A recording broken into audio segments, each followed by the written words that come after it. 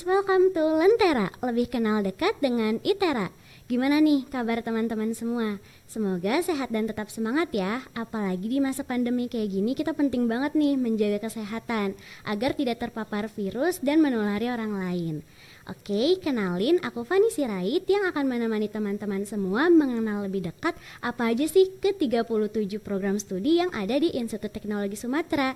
Dan kali ini aku gak sendirian karena aku ditemani oleh narasumber yang keren banget nih pastinya, yaitu program studi pertama yang ada di Indonesia. Keren banget gak sih? Kira-kira apa ya? Oke, langsung aja kita sambut, ini dia program studi dari Sains Data. Halo Pak. Halo Mbak. Halo Kak. Halo Kak. Untuk Bapaknya silahkan nih perkenalkan diri dulu. Oke, saya Tirta Setiawan dari Prodi Sains Data. Saya di sini adalah sekretaris dari program studi Sains Data. Oke, Pak Tirta. Oke, bisa dipanggil dengan Tirta, Pak Tirta. Pak Silahkan. Tirta. Untuk kakaknya? Oke, perkenalkan nama saya Intan Melianian Sori. Biasa dikenalnya Intan Melias dari program studi Sains Data angkatan 2020, di mana saya itu sebagai angkatan pertama di Institut Teknologi Sumatera. Wah, Kak Intan, angkatan pertama. Keren banget. Prodi. Ya, untuk Bapak dan Kak Intan gimana nih kabarnya? Alhamdulillah. Alhamdulillah Baik sekali. sehat. Baik. Semoga tetap sehat semua ya, zaman corona Amin. seperti ini. Nah, kan tadi aku sempat nyinggung tuh di pas tadinya Pak ITERA Friends di rumah. Kalau misalnya tadi aku bilang Sains Data itu program studi pertama nih yang ada di Indonesia, apalagi di PTN negeri. Itu Iya. benar nggak sih Pak? Iya, benar. Jadi Sains Data yang ada di ITERA itu sebenarnya adalah prodi pertama yang ada di PTN negeri. Seperti itu. Walaupun sebenarnya ada program studi Sains Data lain di kampus lain gitu. Ada yang di swasta, ada juga yang di negeri ya. Cuma yang pertama negeri, dan di Sumatera satu-satunya tuh di ITERA. Wah, Seperti itu. bangga nggak sih Pak? Ya, saya sebagai dosen yang ngajar di sana sangat bangga dengan itu. Ya, banyak peluang dari sana sebenarnya, dan untuk peluang kerja pun itu sangat besar ya, khususnya di Sumatera seperti itu.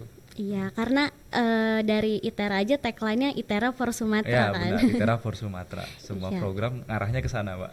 Bener. Nah, aku penasaran sih Pak, kira-kira Sains Data itu ada nggak sih sejarahnya kenapa dibangun di ITERA ini? Kalau dari sejarah sebenarnya krusial banget sih, Mbak, ya, kenapa bisa ada Sains Data di ITERA dan di Sumatera. Yang pertama, kita mengacu ke ini produksi data ya. Di era sekarang itu kan era big data. Jadi produksi data itu udah benar-benar ya bisa dibilang nggak terkontrol, apalagi dengan adanya data streaming ya saat itu. Nah, di Sumatera kan kita tahu ada banyak provinsi dan ada banyak potensi di situ. Nah, butuh suatu ya seperti ilmu yang bisa menghandle itu gitu. Nah, sebenarnya sejarahnya muncul dari situ, sehingga dibentuklah program studi Sains Data yang nanti bisa menghandle data yang ada di Sumatera. Seperti itu. Kalau ilmu yang dipelajari di Sains Data itu ada apa aja Pak? Sebenarnya ada 3 basic ilmu yang harus ada ya. Basic ilmu yang di prodi, maksudnya basic ilmu di Sains Data. Yang pertama ada matematika, kemudian ada statistika, kemudian ada ilmu komputer. Nah, 3 itu tuh core-nya yang ada di Sains Data. Walaupun sebenarnya di antara 3 ini masih ada ilmu-ilmu lain yang harus dipelajari, seperti basic science, seperti ya ada matematika juga di sana, kemudian ada kimia, fisika, biologi. Nah, itu saya rasa. Oh, berarti Mafikibi itu masih dipelajarin ya Pak Iya, di Sains Data? tetap masih dipelajari, karena big data itu kan masuk ke semua sektor. Bahkan medis pun ada data science-nya. Medis seperti yang berhubungan dengan statistiknya, kayak misalkan data rekam medis ya kayak gitu, atau data pengunjung yang ada di rumah sakit, itu bisa dikelola di Sains Data. Atau kalau mau lebih ke arah core-nya lagi, misalkan pencarian vaksin ya, sekarang nih yang lagi heboh ya, vaksin corona itu belum ada sejarah di dunia lah, di bumi ini mungkin ya, vaksin itu diproduksi dalam waktu setahun. Nah, itu sumbangsih dari data science ada di sana. Jadi produksi vaksin itu udah bisa diprediksikan secara komputasi itu menggunakan ilmu data science yang arahnya ke bidang medis. Seperti itu. Kan tadi Bapak bilang matematika, statistika, ilmu komputer. Iya. Berarti Sains Data nih ngoding-ngoding juga ya Pak? Iya, jelas gitu. Karena sebenarnya gini, salah satu dari output yang ada di ITERA adalah bisa menjadi entrepreneur gitu. Nah, salah satunya itu ya minimal itu bisa membangun satu output. Output yang kita minta mungkin bisa aplikasi, mungkin Gojek ya, bukan meminta klon dari Gojek gitu ya. Maksudnya ide yang sama seperti Gojek kan masih banyak yang kita nggak tahu nih, anak-anak zaman sekarang kan ya sudah ya di luar ini kita ya, yang bisa dipikirkan gitu. Kadang mereka punya ide yang ya di luar dari mindset yang ada di zamannya saya gitu. Kita nggak tahu kedepannya akan seperti apa nih sains data dipegang sama mahasiswa yang di era-era sekarang. Saya rasa itu bisa sangat menonjol ya mungkin nanti seperti itu. Oke, kalau misalnya sains data belajar ngoding, Kak Intan sendiri nih kayak stres gitu nggak sih Kak? Kalau misalnya ada disuruh ngoding tugas tugas besar gitu.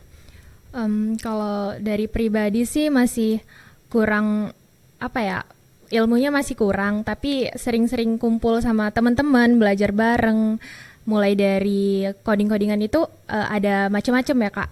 Ada bahasa pemrogramannya itu ada Python, kemudian ada R. Kami lebih milih ke Pythonnya sih, lebih mudah gitu. Cuman ya itu sendiri sih, harus belajar semuanya karena kan kita tuntutannya besar. Sains data mempelajari coding-codingan, jadi harus semuanya bisa. Tapi ya bertahap gitu, pelan-pelan. Ya, step by step ya, lah step ya. by step. Oke, nah kalau misalnya sains data tuh kayak lebih ke ngolah data-data gitu, berarti sering main di depan komputer ya Pak? Iya jelas. Nah, kan di ITERA ini banyak kayak lab gitu ya Pak. Kira-kira sains data ini pernah nggak sih atau bisa nggak sih make fasilitas yang ada di kampus?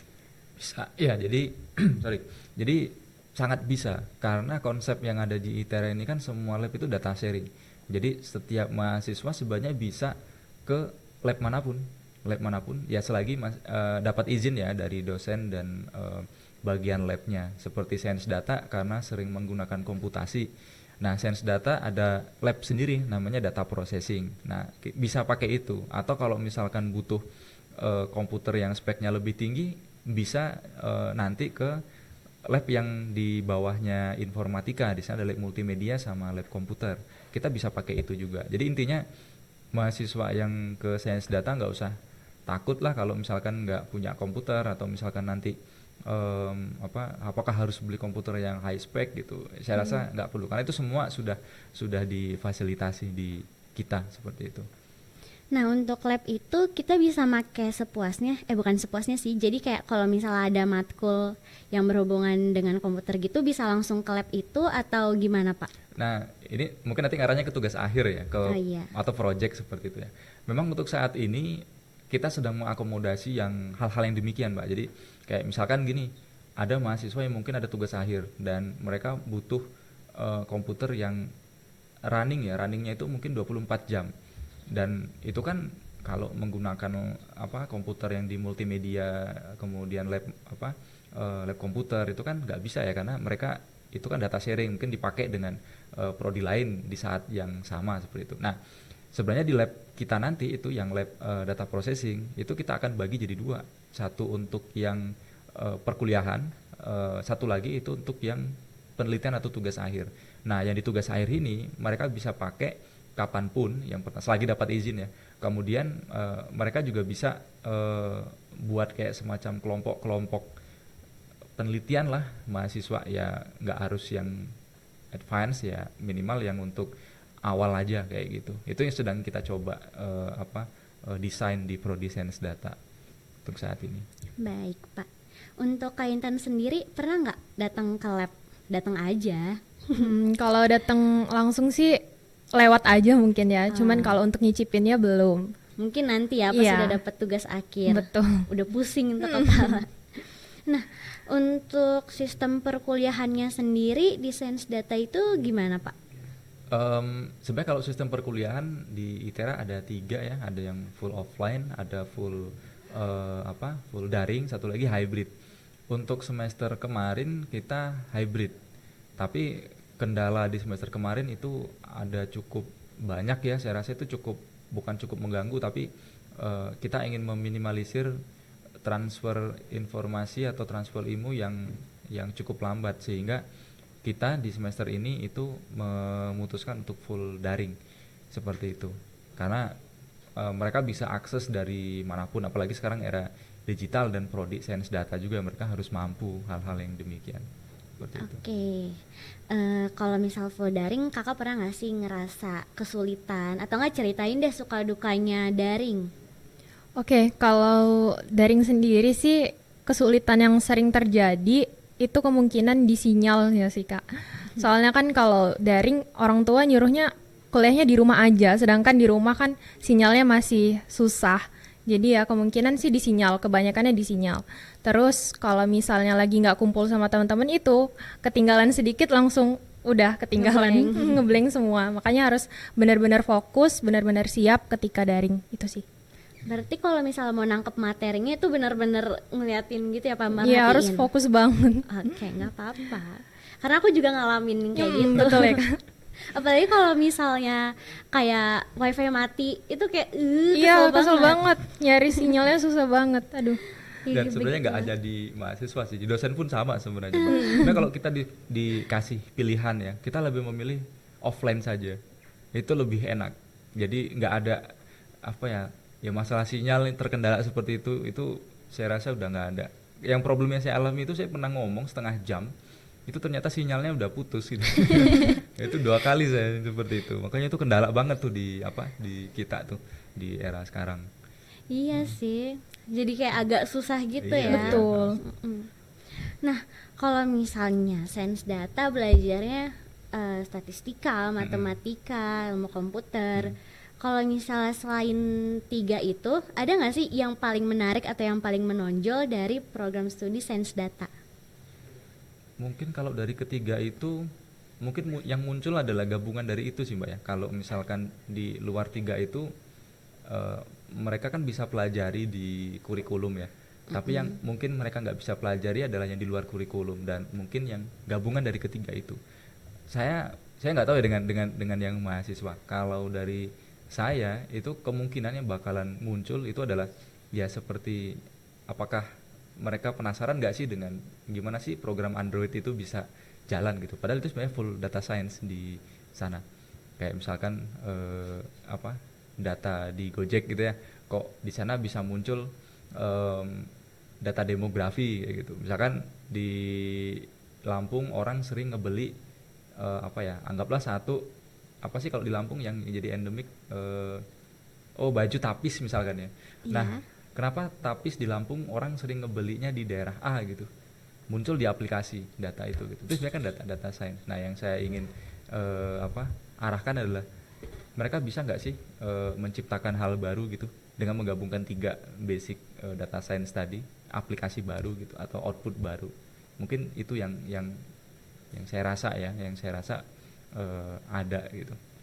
Oh, berarti kayak misalnya lagi pesan makanan online nih, terus promonya tuh cuma berlaku di tempat tertentu. Iya, itu sains data juga. Iya, itu ada peran data science ya, data analis lah di belakang itu gitu. Itu biasanya kayak ya sekarang mungkin Gojek ya, Grab ya gitu. Itu mereka udah punya ahli khusus di balik itu, dan itu adalah peran dari data science. Seperti itu. Soalnya kadang bagian sini tuh suka jarang dapat promo Pak, agak sedih. Saya bahkan pernah di waktu kemarin ke Bandung ya, karena emang saya sangat jarang sekali menggunakan Grab sama Gojek ya. Tapi karena di Bandung dan emang saya nggak ada kendaraan di sana, makan pun saya juga belum banyak referensi. Jadi saya sering menggunakan aplikasi. Waktu itu saya gunakan Gojek. Nah, saya dapat promo itu kalau dinominalkan mungkin 50.000. Iya. Tapi ternyata saya bayar hanya 2.000. Wah, Promonya hemat benar-benar banget. ya, tapi hanya 2 kali, setelah itu ya normal lagi gitu. Tapi lumayan Pak. Tapi lumayan, dan itu nggak didapatkan ketika saya buka aplikasi itu di Lampung. Oh, Nah, itu ya peran data science sebenarnya di balik itu. Kenapa bisa memberikan promo spesifik ke tiap-tiap orang, dan itu pasti membawa dampak yang besar dari segi ekonomi di perusahaan itu gitu, dan pasti gajinya gede juga tuh kalau kayak gitu. ya udah Pak, nggak usah ke Lampung, di Bandung aja. Canda Dapat promo terus.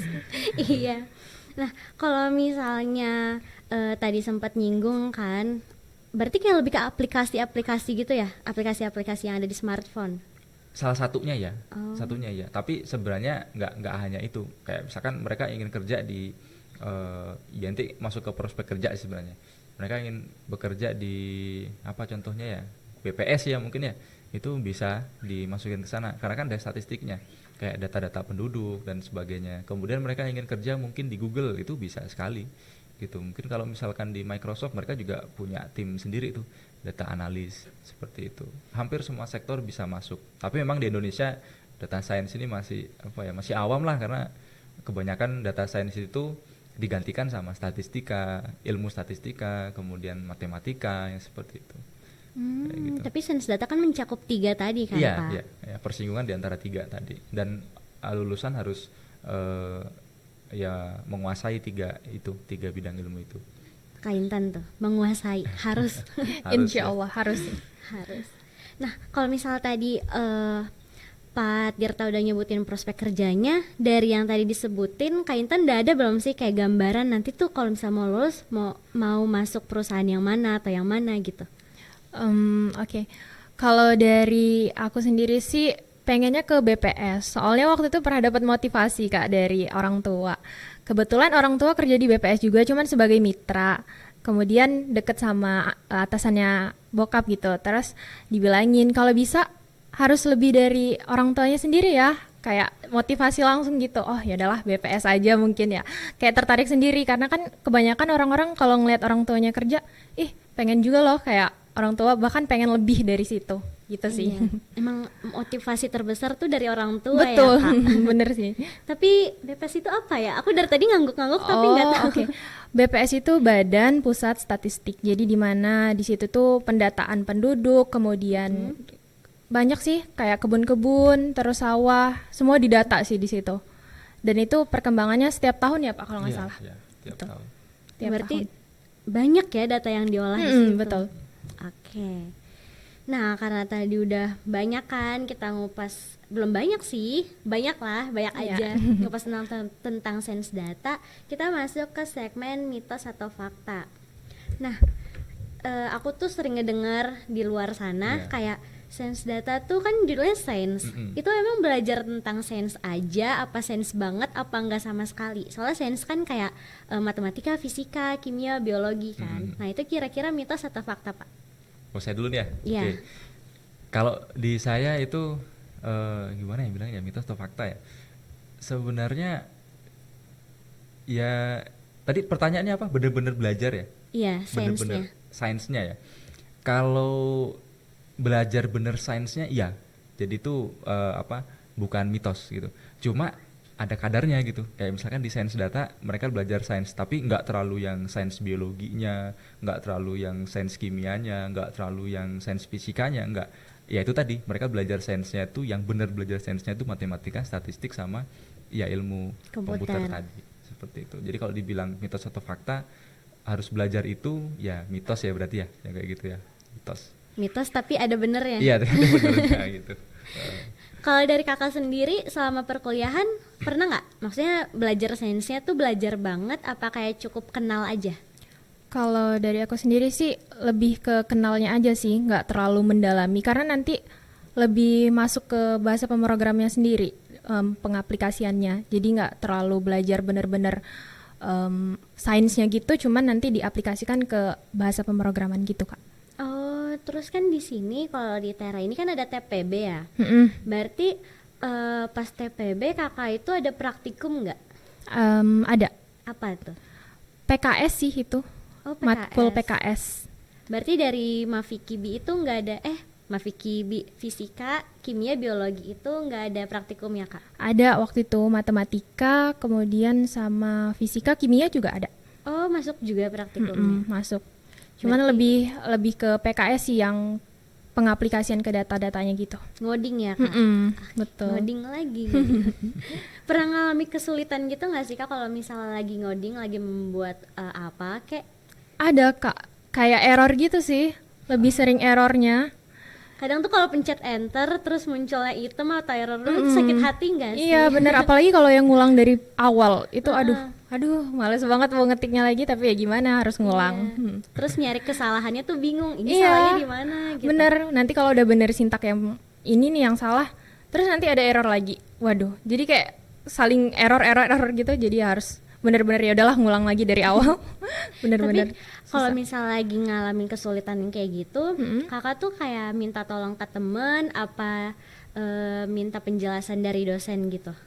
Kalau aku sendiri sih lebih minta ke temen sih, soalnya kalau ada kesulitan gitu kita sering ngadain Zoom bareng gitu. Ada yang benar-benar bisa ya kasih ilmu ke teman-temannya gitu. Oke, kalau misalnya nanya ke dosen nih Pak, Bapak bakal mau ngejelasin lagi apa gimana? Apa ke dosen yang bersangkutan? Selagi itu bidang saya akan saya jelasin. Kalau saya prinsipnya seperti itu gitu, nggak ada yang apa terbatas di kelas itu nggak. Bahkan ada beberapa yang datang ke prodi itu pernah jadi nanya mengenai tugas dan kendala itu ada. Ya kebanyakan emang coding sih kayak misalkan error seperti itu. Itu wajar sih Mbak karena kita dosen pun juga sama seperti Sering. itu ya. Kadang kalau misalkan lagi ngoding ketemu error gitu ya sakit hati pasti gitu cuma kan ada tekniknya memang untuk menganalisis oh ini errornya di mana gitu jangan sampai errornya di apa di bawah tapi kita ngerombaknya di atas gitu kan semua jadi rusak itu emang ada tekniknya itu di sains data kita belajarnya seperti itu. Oke, berarti buat Itera Friends yang pengen masuk sains data tapi masih ragu nih, aduh bisa ngoding nggak ya? Kayaknya enggak deh. Itu nggak usah khawatir karena teman-teman dan dosen bakal ngebantu, ya kan Pak? Iya, Kak? Betul. betul sekali. Nah, kalau misal kita udah bahas seputar akademik, aku mau beralih ke himpunan nih. Betul. Kan kakak angkatan pertama, Mm-mm. itu berarti di sains data udah ada himpunan belum ya Kak? Kalau himpunan sudah dibentuk, Kak. Terus juga strukturnya juga sudah dibentuk, tinggal pengajuan ke KM ITERA-nya sendiri untuk pengasahan. Kita lagi kayak ngumpulin berkas-berkas gitu dan ngumpulin program kerja apa aja yang akan dijalani ke depannya gitu. Tapi udah ada gambaran belum sih Kak program kerja apa sih yang bakal nanti mau diaplikasikan? Oke, kalau program kerja ke depannya itu kita mau ngadain MUBES, musyawarah besar di prodi sendiri. Cuman lagi persiapannya sih Kak. Kayak mau pinjam gedung kan itu rumit sih, harus bertahap juga. Jadi kayak masih ngumpulin persiapan. Nah, menurut kakak sendiri penting gak sih kita sebagai mahasiswa masuk ke himpunan atau kayak wajib gak sih? Kalau dibilang wajib sih ya mungkin enggak, cuman karena angkatan pertama kita juga harus saling cari temen lah istilahnya Kak, relasi, terus harus kenal lebih dekat dengan dosen, karena angkatan pertama juga mau tanyanya ke siapa kalau bukan ke dosen, terus sama teman-teman sendiri gitu sih. Dan pentingnya himpunan untuk prodi itu apa Kak?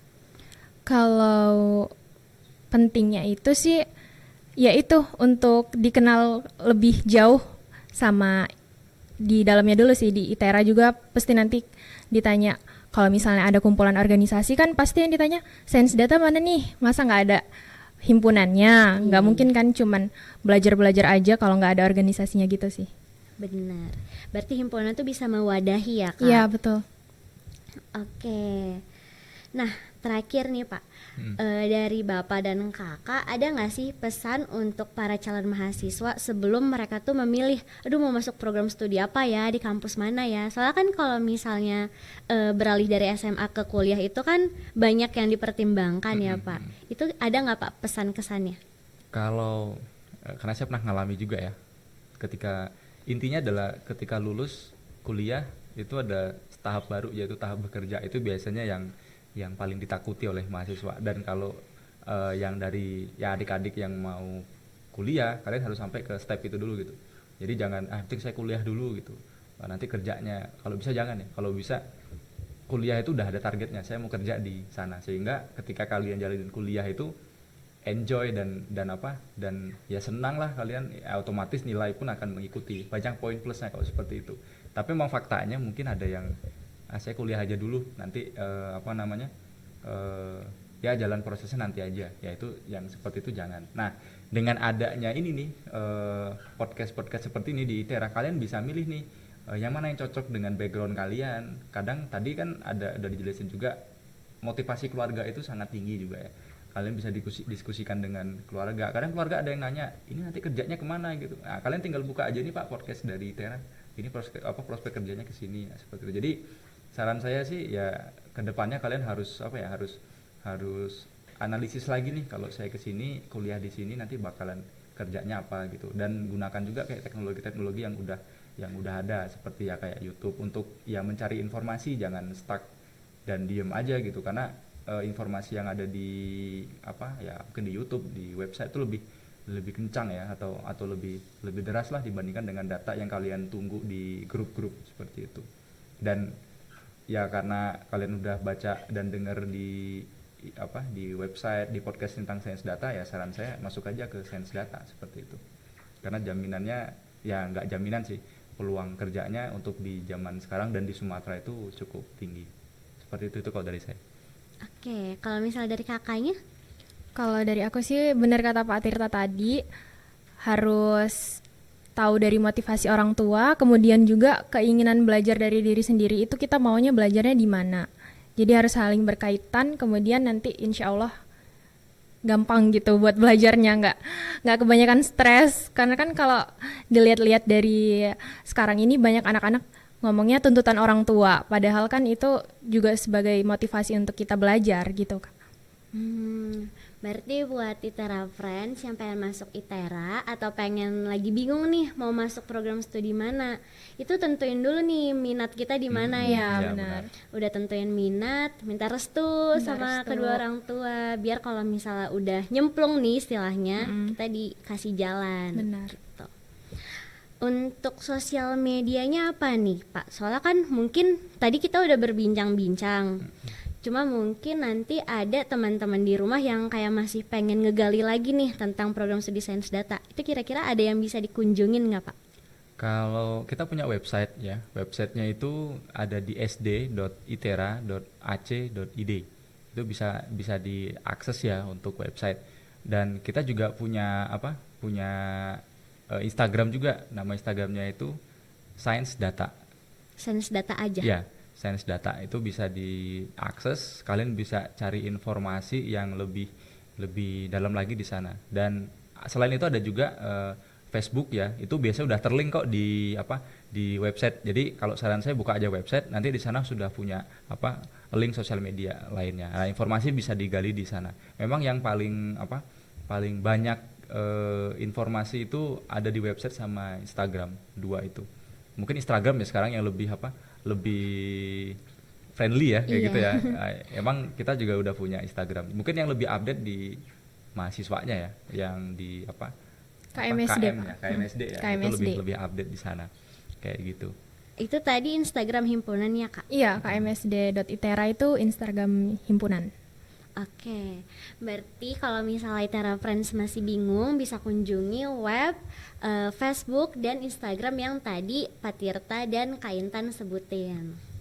Oke, karena udah banyak banget nih yang kita bahas, udah dikupas juga tentang program studi sains data. Mungkin sudah cukup perbincangan kita pada kali ini. Terima kasih kepada Pak Tirta dan Kak Intan yang sudah menyempatkan waktunya dan berbagi informasi kepada kita semua. Oke, aku Fani pamit undur diri dari hadapan teman-teman sekalian. Kurang lebihnya mohon maaf dan sampai jumpa. Dadah.